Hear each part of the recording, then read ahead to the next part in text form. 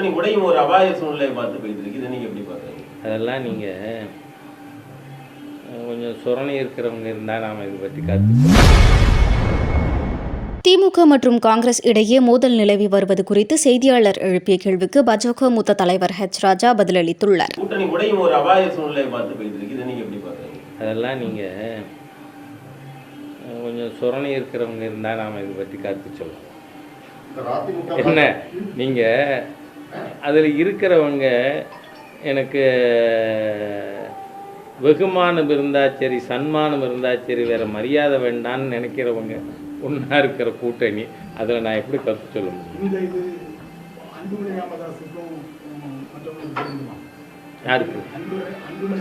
ஏன் இப்போ அன்பர் ராமதாஸுக்கு என்ன வந்தது?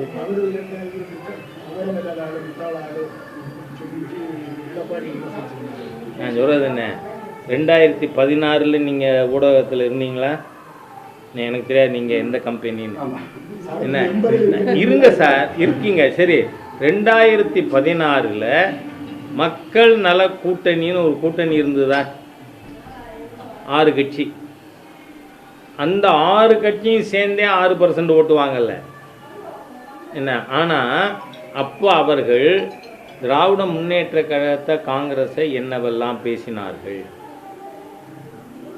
அதெல்லாம் இப்போ பொருந்துமா? கேட்கலாமா? அதனால் அதை கேட்டால் இதை கேட்கலாம். அதனால் அதை கேட்கல, இதை கேட்க வேண்டாம்.